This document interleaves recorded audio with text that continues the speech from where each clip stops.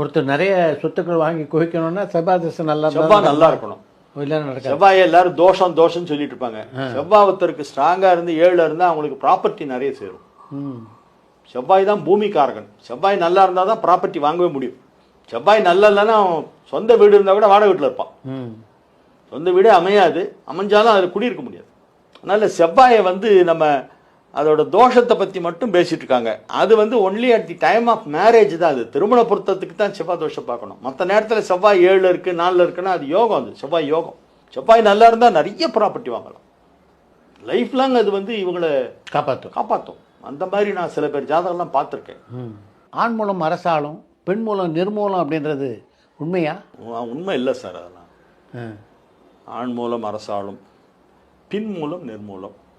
பின் மூலம்னு சொல்லியிருக்காங்க. அது பெண் மூலம்னு யாரோ குடும்பத்தனமா மாத்திட்டாங்க. ஒரு ராஜாவுக்கு மூலமா இருந்தா மூலம் அரசாளும், ராஜா வேடுவார். மூல நட்சத்திரத்துல பிறந்தவங்க. அதுலயும் 4ஆம் பாதமா இருந்ததுன்னு வச்சுங்க, பின் மூலம்னு சொல்லுவாங்க. அத மூலம் 4ஆம் பாதமா இருந்தா அவருக்கு பின் மூலம். பின் மூலம் எதிரிகள் நிர்மூலம். ஆண் மூலம் அரசாளும், பின் மூலமாக இருந்தால் எதிரிகள் நிர்மூலம். அத ஆண் மூலம் அரசாலும் பெண் மூலம் நிர்மூலம்னு நம்ம ஆளுங்க மாத்திட்டாங்க.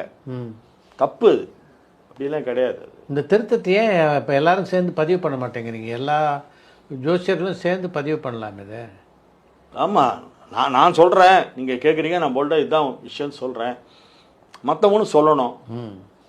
ஏன்னா இதனால் பல பேர் பாதிக்கப்படுறாங்க. மூலத்தினால கல்யாணம் ஆகாமல் நிறைய பேர் ரொம்ப பேர் கஷ்டப்படுறாங்க சார். 32 வயசு 35 வயசுலலாம் பெண்களுக்கு கல்யாணம் ஆகல. என்னன்னு கேட்டால் மூலம் யாருமே பண்ணிக்க மாட்டேன்றாங்க அப்படின்ற அந்த இது எங்கிட்டயே நிறைய பேர் வராங்க. அந்த மாதிரிலாம் அது நம்ம சொசைட்டியில் சில மூட நம்பிக்கைகள்லாம் இருக்கு சார். ஜோதிடத்திலே நிறைய மூட நம்பிக்கை உண்டு.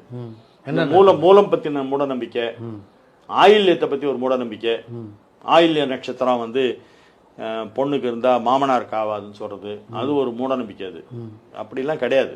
இன்ஃபேக்ட் மனைவிக்கு ஆயில்யமா இருந்தா கணவனுக்கு பெரிய யோகம்.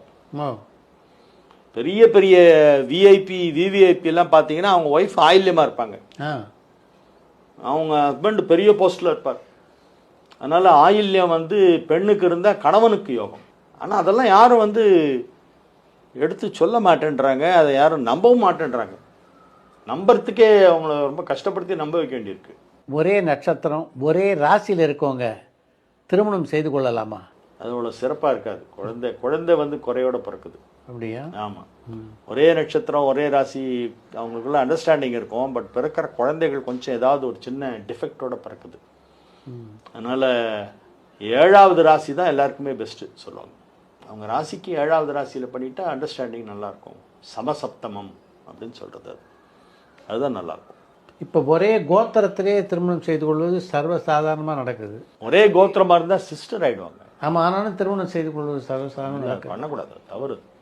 சகோதரன் சக கோத்திரம் ஒரே கோத்திரமாக இருந்தால் அவங்க பிரதர் சிஸ்டர் ஆகிடுறாங்க. அது திருமணம் செய்கிறது தவறு. இப்போ பொதுவாக திருமணத்தை பொறுத்த வரைக்கும் இப்போ இன்னொரு போக்கு என்ன இருக்குன்னா, மணமகன் வயசு கம்மியாக இருக்குது, மணமகள் வயசு அதிகமாக இருக்குது. அது போன்ற ஏற்றத்தாழ்வுகள் திருமண வாழ்வை பாதிக்காதா? பாதிக்கும், கண்டிப்பாக பாதிக்கும். ஆயுள் குறையும்பாங்க. ஆணுக்கு வயசு கம்மியாக இருந்தால் ஆயுள் குறையும்பாங்க. பெண்ணு எவ்வளவுக்கு இளையவளாக இருக்காளோ அவ்வளோக்கு ஆணுக்கு ஆயுசு நீட்டிப்பு. தன்னோட நிறைய ஏஜ் டிஃபரன்ஸ் இருக்கிற பொண்ணை கல்யாணம் பண்ணிட்டா அவங்க ரொம்ப வருஷம் வாழ்வாங்க. வயசு வித்தியாசம் நிறைய இருக்கணும். பெண்ணு சின்னவளாகவும் ஆண் மூத்தவராகவும் வயசு வித்தியாசம் ஒரு 7 வயசுலேருந்து 15 வயசு வரைக்கும் வித்தியாசம் இருக்கலாம். அப்படி எவ்வளவுக்கு அதிக வித்தியாசம் இருக்கோ அவ்வளவுக்கு அவங்க நீண்ட நாட்கள் 2 பேருமே நல்லா இருப்பாங்க. ஆணுக்கு ஆயுள் விருத்தி சின்ன பொண்ணை கல்யாணம் பண்ணிட்டா. இந்த ஜோசியத்தை பொறுத்த வரைக்கும் உங்களுக்கு ஒரு குருநாதர் அப்படின்னு யாரையாவது நினைச்சிருக்கீங்களா? இல்லை நீங்களா கற்றுக்கல? நான் சுயம்புதான். நானே தான் என்னுடைய எக்ஸ்பீரியன்ஸ் தான் என்னுடைய குருநாதர். என்னுடைய வாழ்க்கையில் ஏற்பட்ட ஏற்றத்தாழ்வுகள், பெரிய ஏற்றத்தாழ்வுகள். I've seen 1 lakh per month. எப்போ 1970s 80s. ஜீரோலயும் இருந்திருக்கேன்.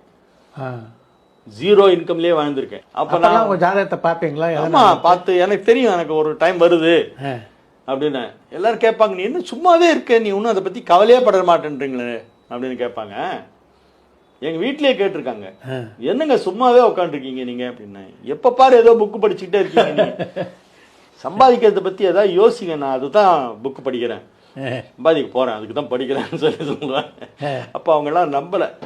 இது என்னமோ இவரு இப்ப பாரு புஸ்தகத்தை வச்சுட்டு படிச்சுட்டு இருக்காரு, சாப்பிட்டு புக்கு படிக்கிறாரு, தூங்குறாரு, வேற ஒண்ணுமே பண்ணல அப்படின்ற மாதிரி நினைச்சிட்டு இருப்பாங்க. பட் எனக்கு வந்து ஒரு பெரிய ப்ளஸ் பாயிண்ட் என்னுடைய ஒய்ஃப் சார்.